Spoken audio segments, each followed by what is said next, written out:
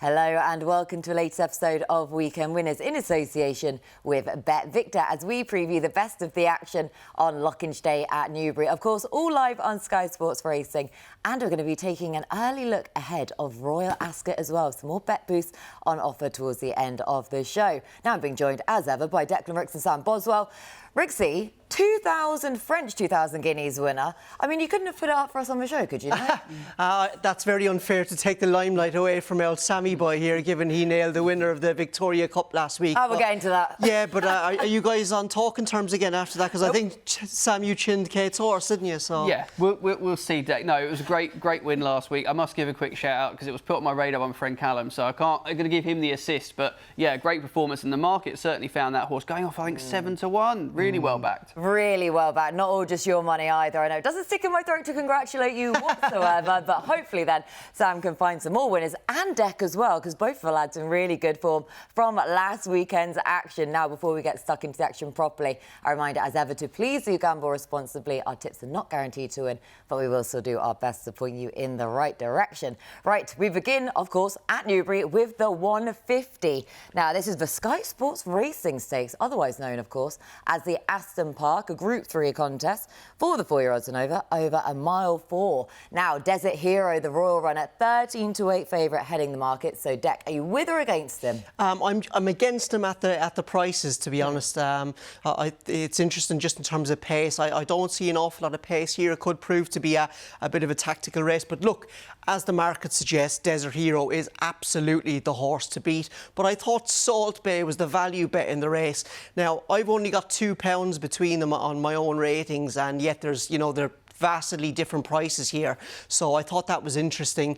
Desert Hero clearly got the sexier profile, doesn't he? Owned by the King, Royal Colours, trained by William Haggis. But Salt Bay clearly got an affinity for Newbury. The 2 times he's been to Newbury, he's run really well, and I thought this was a cracking start to his season in the John Porter Stakes. It wasn't an end-to-end gallop, and he gave this field a big head start. I thought he did really well to go as close as he did. He came from a similar position to Hamish, to be fair. And this was a time we shouldn't forget where the Rafe Beckett horses weren't exactly firing in all cylinders. So I thought the run was worth upgrading for that as well. As you can see there, he's quite a big horse. I think everything about him suggests he's going to be even better this season. His pedigree, his physique and his trainer, the whole lot. So yeah, to kick off the show this week, I think a value bet is going to be good old Salt Bay. But I would love a little bit more rain for him, because I was working on the premise of good to soft ground, because Newbury were forecast about 6 mils on Thursday into Friday, but it didn't come, so I'm not as sweet on him as I was. Yeah, Deck Sam was despairing in our WhatsApp group last night, wasn't he, over the forecast rain that did not come, and I'm pleased to see he eventually managed to get some sort of sleep after that nightmare then for him. But we're slightly confused then about the ground, what exactly to expect. We'll do a lot more learning today, evidently, about Newbury, but yeah, it's going to throw it into the mix a bit. Yeah, I think so. I can't believe, first of all, Deck, you didn't give it the... I was wondering where the elbow was. Yeah. I started off by started in agreement with Deck of wanting to try and get this favourite beaten, but the more I went through the race, the more kind of questions I came up with everybody else in it. Middle Earth, I wondered, just obviously potentially going to have Melbourne Cup aspirations. It's going to be a long season. This is a starting point for that horse. Dex obviously mentioned his concern for the ground for Salt Bay.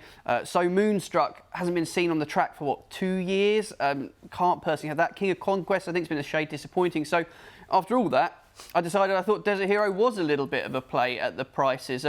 Goes back up in trip here, having made a fine reappearance at Sandown over 1 mile 2. I really like this horse. I just think there's so many things that you can tick boxes for. Seems versatile enough on the ground, so if it does dry out, no major issue there. And I'm just a big fan, and I just felt that I think at this kind of level, he's where he's at. It'd be interesting to see what they kick on and do this season with him. But for me, 1 mile 4 is going to be absolutely perfect for him, and I expect him to run a favourites race, so to speak. Yeah, a favourites race then. And we're watching him last year at Royal Ascot when, of course, he was the really famous success in the Royal Colours and showing every bit of grit and determination to get up there. And he certainly has got grit and determination. And I was really pleased to see that the gelding operation has had no sort of detrimental effect on him last time out when he went to Sandown. And he only lost out by a narrow margin there. But he wasn't being helped in the closing stages, though, because he was being pushed to his right in the closing closing stages there, but running into the very smart Okeechobee, who was ridden off the pace in a well-run contest as well. And Desert Hero is clearly entitled to come forwards for that. That was his minimum trip. So stepping up by a further 2 furlongs here, I saw that Desert Hero was certainly the one to beat. Interesting though with Middle-earth, that Kieran Maher's now on the ownership. So like you say, we're pretty sure we know where he's going to end up eventually. It's not going to take Sherlock to figure that one out. But yeah, I am also then with Desert Hero as well. So the favourite for Sam and I in our opener deck is taking us on. But let us know in the comments section who you fancy in that 150 at Newbury. Now we move on to the 3 o'clock at Newbury. This is the London Gold Cup handicap, a heritage handicap for the 3-year-olds over 10 furlongs here. So super competitive betting here, lads, as it always is. A super competitive race, of course, so many unexposed types as well. So, I mean, Sam, do you just want first dabs at it? Yes, first of all, this is, as we always know, a race to follow throughout the season. You know, the form lines that come out of this race are always essential. It's a challenging race to pick through. I'm going to focus on the ground again with the front 2 in the betting. Chantilly, obviously, Aidan O'Brien centre runner last year. Bertinelli, who's ended up in Hong Kong. He won the race, was a similar kind of profile, similar kind of price. But Chantilly really has shown so far that heavy ground is kind of the optimum for this particular horse. So I've ended up putting a line, and I think King's Gambit, who's the other one towards the front of the betting at 9-2. This horse I really like. Kept exclusively to Newbury so far on the 3 starts for the team. And obviously, Roger Charlton no longer on the licence, but Harry won't have been walking around with his eyes closed all those years, would he? When Roger's record in this race was fantastic. You think back to the like of Headman, who was one of the many winners he's had in this. And I just really think his profile is particularly strong. The other thing I like about him as well is you look at the form of Bracken's Laugh, who obviously came out just second at Chester in that Derby trial. I think that's really strong form, and I'm fairly convinced he's ground versatile, handicap debut. There's a lot to like about his chances, and I thought 9-2 was fair. I think he will go off favourite. Yeah, King's Gambit was high on my shortlist as well. I think he was number 2 or number 3 on the list. Just in terms of how this race is going to be run, I think this is going to be run at a strong gallop. There's plenty of pace on in this race, and I think that's really going to suit my horse, who's Goodwood Odyssey. He's a strong travelling son of Ulysses, he's only had the 3 runs, but he's getting better and better with every run. Last time out at Sandown, when he won on the Classic Trials Day, there was plenty of races run over the 10 furlong course and distance. So in terms of time analysis, we got a very good look at him, and he was raised £7 for that win. And to be honest, I thought he could have been raised a little bit more. I think that the Monsieur camp will be delighted with only being raised £7 because the time was very, very strong. In terms of time performance, it was good. The course and distance classic trial won by the Derby second favourite Arabian Crown. It stood up really well to that. Now you've got to caveat that in some ways, because obviously Goodwood Odyssey did have a run under his belt, whereas Arabian Crown didn't. Goodwood Odyssey's race was probably run at a slightly stronger gallop as well, but it just looked a very good race. And again, I think you can upgrade the form further, because he was badly hampered at a crucial stage down by the 3 pole, maybe 2.5, and did really well to get himself out of some trouble. Also with Sandown, I think sometimes that rail can be dead at Sandown, and he did a lot of his early work in the straight up against that rail before being switched out.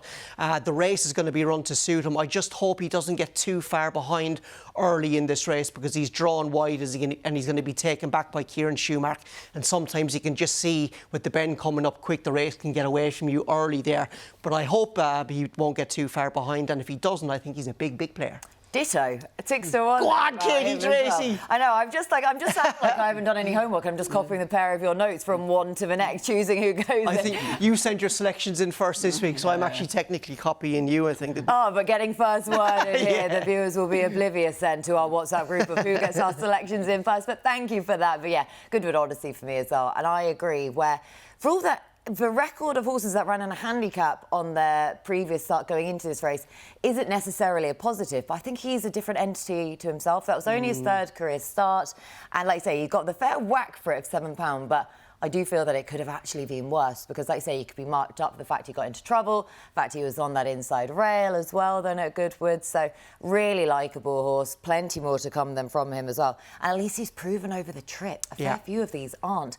And like I say, if it's a well-run contest then a fair few of these are going to be found wanting and doing a lot of learning in those closing stages rather than he's already coped with that trip. So King's Odyssey, I'm just going to combine all their names then and then we can't lose. Goodwood Odyssey for Dec and I, and then King's Gambit for Sam. But again, do let us know who you fancy in the London Gold Cup then at Newbury in the comments section below. Now, before we move on to our next race, if you're enjoying the show, and of course we really hope that you are, please do remember to like and subscribe to the At The Races YouTube channel so you never miss an episode. Right, we move on to the big one itself then on Saturday, the Group 1 Lockinge Stakes. This comes up at 3:35. 4-year-olds and over a mile. Now, French Raider Big Rock has found himself now at the head of the market.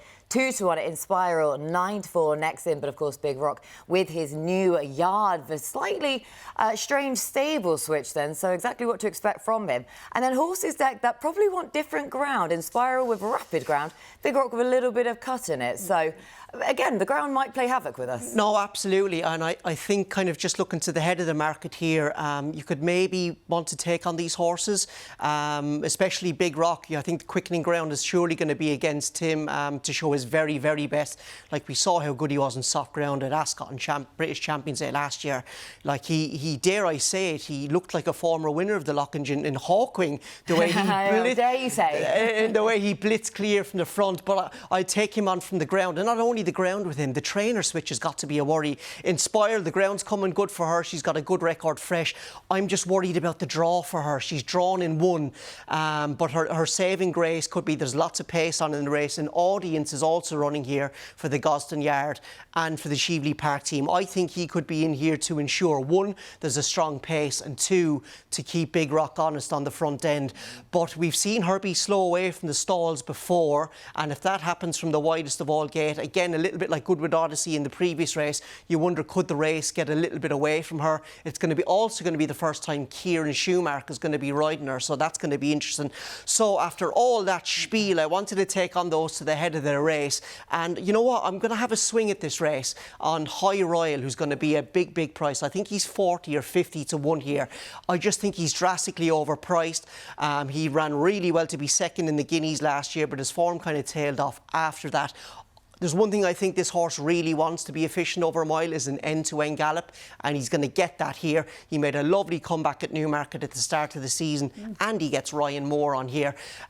Could I see him winning it? No. But could he cause a little bit of a shock if Big Rock and Inspire, like I just said, underperform? Yes.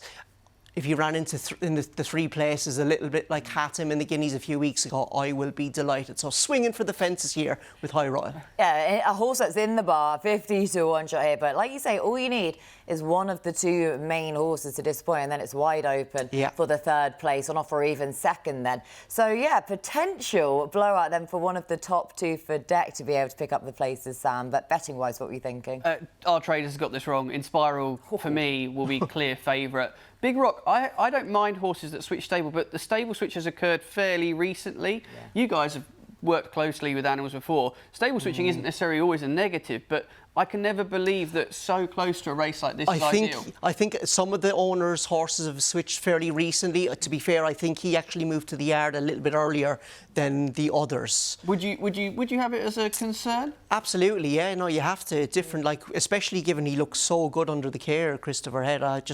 We have to get onto our French correspondent Larry Barber on and see what's going on there. So taking a look at Big Rock generally, obviously Inspiral's beaten Big Rock previously, and as you say, the ground's going to be in her favour. The record fresh is outstanding. You know, when you think she went to Royal Ascot, we're watching the replay of her beating Big Rock. The slow away you mentioned, Dec, completely understand why that's a concern, but she still wins. Like, you just have to go back through races like this. Doesn't matter that she's slow away, and I think she'll be okay. It's a big weekend, isn't it, for Kieran Schumacher, and I think this is a real chance for him to make a statement, and I'd be really surprised if Inspiral is not your clear favourite come race time. I really would. I think it's a decent renewal, but I think she is going to be the one that I want to be with, and I think she'll go shorter than that, 9-4. And we'll see a replication of what we're seeing here. But I actually think your shout, Deck, I'd sooner be backing that each way than Big Rock at the prices. Yeah, like I said, that price for me at Big Rock. He did look an absolute monster, of course, towards the end of last year, but that doesn't interest me. At 2-1 found his way there, and we did this, well, I did this as an Ante-Post selection then for Inspiral as well. So I'm pleased to see that we've got the matchup. I just hope that the ground does come quicker then for her. I am slightly concerned about her draw, but like I say, she's got then audience in here as well who hopefully tee up the race perfectly for her, not allow Big Rock his own way then. But yeah, I think that for all that, she's had question marks thrown at her, hasn't she, in her career so far in Inspiral? And I was probably one of those last year. But barring a couple of blips in her entire career, there's not really much you can throw at her. Yeah, I think everyone's really hanging their hat onto that day, her race at Newmarket after she won at Royal Ascot. And I think that was just clearly a case of a race coming too quick after a massive, massive performance at Royal Ascot. And people just seem to be kind of going back to that performance and as well the issues that she's had at the stalls. Yeah, where she has been slowly away a few times. But to be fair, they kind of corrected that through the midway and at the end of last season, I thought. So. Yeah. But you just never know with that widest of all gate there, and one, it could just maybe make her see her jump out to her left, but we'll see. Yeah, exactly. But at least, though, she's one of those horses that we associate with her being slowly away, but she is ridden with restraint anyway. So it's not as though she's one of those that needs an electric start then to be able to get herself into a prominent position. And as we saw of her at Santa Anita last year in the Breeders' Cup, that it obviously didn't inconvenience her whatsoever. The downhill turf there, the ground she made up with that turn of foot is just electric. And I am also massively concerned about the stable switch then of Big Rock as well, because Maurizio Granieri's not exactly got off to a flyer, has he? No. And during the week then, here we go. Look at the gear she showed this day was just incredible. Phenomenal, yeah. And I thought she had too much to do here in all seriousness, but this ground was rattling this day at Santa Anita in the Breeders' Cup, yet she still managed to get up and probably a pretty comfortable winner in the end as well. So more so than anything, it's just fantastic to see her back and to go again. And so fair play to All Connections for bringing Inspiral back, because they didn't have to do that with her, and I just hope that we get to see, and her record fresh. I know she got beaten at Royal Ascot first time out last year, but that was against a very smart, if not slightly injury prone, triple time on that occasion. So then, Inspiral for me. Deck, just to reiterate your play. I'm swinging for the fences here with High Royal. Very much so, Sam. I'm Team Kate on Inspiral here. We're going to get the win. There you go. Right, we're all copying each other at least again then on one little part. But that is our look ahead then to the Lockinge. Again, do let us know in the comments section below who you fancy in the Lockinge. Definitely a race that's going to divide opinion. But time for us to head over to the soft set to give you our best bets for the weekend. Time for an early Ante-Post look ahead of Royal Ascot, with a big meeting only just over a month away now. So it's really come upon us in quick time then, Sam. But we're going to have an early look ahead of it. So what race were you looking at? Yeah, we're going to boost from now to Royal Ascot every week. We're going to put together a selection each and we'll boost them on the site. So we'll go through the prices in a little bit. But I thought, I'm trying to find an Ante-Post selection. I'm trying to find something that's definitely going to run in the race and definitely going to shorten. And I suppose that's always the challenge when you're looking at these kind of plays. And I couldn't quite understand why Elmanka wasn't clear favourite when it came down to her target at Royal Ascot. Having done what she did in the 1,000 guineas, I'm a bit perplexed that there's a price out there that isn't making her clear favourite here. I don't know whether that's maybe a me issue. I don't think the drying ground that we're going to get, hopefully for the next few weeks when the weather gets better, is going to be any issue to her. You know, I think this success was obviously arguably a little bit of surprise, not to yourself, that tipped her up that day and went into the eye catchers after a very fair run at Newbury. But I just thought, for my money, this price definitely is one that will shorten. The target's there. Others may well not end up going to the race, and therefore I thought she was a great price and a great selection and good one to boost. Yeah, Dex. So Sam's now jumping on the Elmanka bandwagon as well. I think all three of us at some point now have tipped her up. Yeah. So Sam is joining us. One thing I would say, I think Ascot will suit her a lot better than Newmarket. I think maybe she was a bit green and a little bit all over the place. But yeah, no. 15 to 2, Deck. I think that's a great price. No, absolutely. Yeah, I tell you, you're putting the boot in with the old BetVictor traders this week, isn't he? He's doubled down and gone in there again. Exactly, 6 to 1 to 15 to 2 then for the bet boost with BetVictor. But to be fair to the boys at BetVictor, they've been very kind to us with the boosts this week, and my horse Jasor I'm going to put up for the Commonwealth Cup, I think has been boosted out to 18-1. That is an insane price. I might have to dabble a little bit of that myself. So yeah, I've given away the selection now. It's going to be Jasur for the Clive Cox team in the Commonwealth Cup. I was a big fan of this guy in his 2-year-old career, especially in his first few runs. He was such an impressive winner of the July Stakes, but after that he disappointed, and I'll be honest with you, mentally he looked all over the shop. I thought he was gone, but the Cox team deserve an awful lot of credit because they have sweetened him up over the winter and got him back into a much better headspace, as we can see here at Ascot when he won the Commonwealth Cup trial. Now, this wasn't the strongest race, and he's going to need to improve, but he's beaten this field stiff. He really has. He gave them a big head start. There was a dip in pace going to the 3-pole, I think, that day, and he just got into contention really well. They were actually worried about the ground as well that day, so I think on faster ground we're going to see an even better horse. Now look, he needs to improve to get to the level of Van Dijk, who's probably going to be the market leader in this race, but I would say he's got 2 big things in his favour. One, he's got Clive Cox in his corner, who's a brilliant trainer of sprinters and has won this race before with Golden Horde, and 2, he's got a really good pedigree, this horse. He's by Havana Grey, but the Distaff side, his family are all really classy sorts who improve with time, so 18-1 about him in the Commonwealth Cup. I think that is a very, very big price. And he may just get the form boost then tomorrow as well of a day in Devon, who we just saw in the VT. They're finishing second to him in the trial. She looks a big price, actually, I thought, at Newbury tomorrow. But 14-1 to 18-1 then for Jasur in the Commonwealth Cup. So as Dec was saying, the traders are being very kind to us this week. Obviously, a bit of sun on their backs, and they're being more generous than with us. Or they don't rate our judgment, Kate. Either way, I would be more the former now with my optimistic outlook, but either way, though, we shall see. Now, my own. Of course, with Chester last week, we had a whole load of horses that threw their hat into the mix, and Passenger was certainly one of those. Now, I really like him ahead of the Prince of Wales Stakes.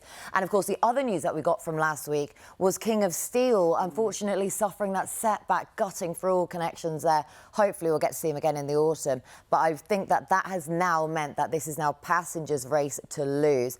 And he's probably not the most ideal Ante-Post play, because he has had those setbacks and a little bit of fragility then in his career, but the way that he went through this race after tanking away on the bridle, and to be Isra there in the blue into second, a fit and inform Isra as well, who's just a perfect yardstick for this division. This was in the Group 2 Huxley Stakes, and this was a career best performance from Passenger on figures as well, to suggest that he is now the one to beat in the Prince of Wales Stakes. So hopefully then Passenger will do the job for me. And again, another boost then for us as well with this horse, because he has been boosted 5-2 to 3-1 then Passenger in the Prince of Wales Stakes. So I will definitely be utilising a bit of that. Right, again, do head to the website to take advantage of those bet boosts. But for now, our best bets of this weekend. So Dec, you're up first. I am up first. Right, here we go. Yeah, I'm going to go in an alternative market for the nap this week. I think Salt Bay without Desert Heroes is a good bet in the opener at Newbury. The Sky Sports sponsored Aston Park Stakes. I've been calling it Aston Martin all morning to myself, but we'll try and get the sponsorship in. Yeah, I'm trying. I hope you'll land a few bets. I can buy one of those. I was a lot sweeter on him before we found out that Newbury didn't get the rain, but I just think a bit of rain would help him, and more so it would upset Middle Earth more, but hopefully he'd go well. I think he's a value bet in that race. We've also discussed the next best, which is Goodwood Odyssey. I think the race sets up really well for him. He's a strong traveller who needs a strong pace to run at. He is going to get that, and the time of his win at Sandown, as we said last time out, was very, very strong. I'm going to go double-handed here in the London Gold Cup, because I was really keen on Ponyross for the Rafe Beckett team. Now, he had a bit of a job on his hands trying to turn over a nice horse in Harper's Ferry at Windsor last time out, giving him weight in a slowly run race. He's by Golden Horn. He's going to stay a lot better. I think the setup for this race is going to really suit him. He's going to get a gallop to run at. Now, look, he might be better over 12 furlongs in time, but this race should at least bring his stamina into play, and he's a nice straightforward sort coming from a top yard. So while the Ammo Racing team got a bit of disappointing news with King of Steel, this could be a little bit of a tonic for them. A tonic then for Ama racing with Poneros in the 3 o'clock at Newbury Stakes. A long shot then. Sam, where are we looking for your best bets? Yeah, I'm really looking forward to this weekend's action, and I've not strayed too far from what we've already spoken about. We'll kick off with the Nap, and I think we're in complete agreement here, Kate, with Desert Hero. I just think, as I've said, I've gone through the race, tried to knock him, and I can't. Sometimes you just have to accept that actually he's the best horse, back up to 1 mile 4.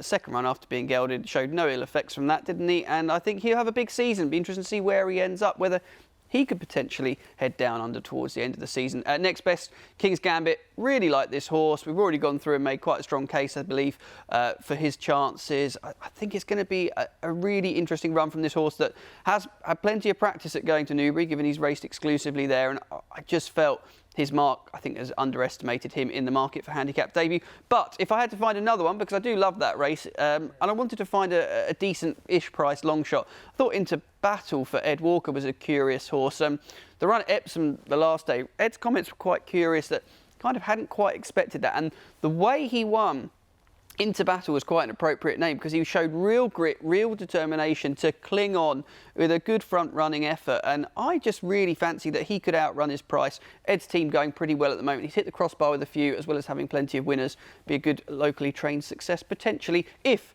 King's Gambit doesn't get the job done.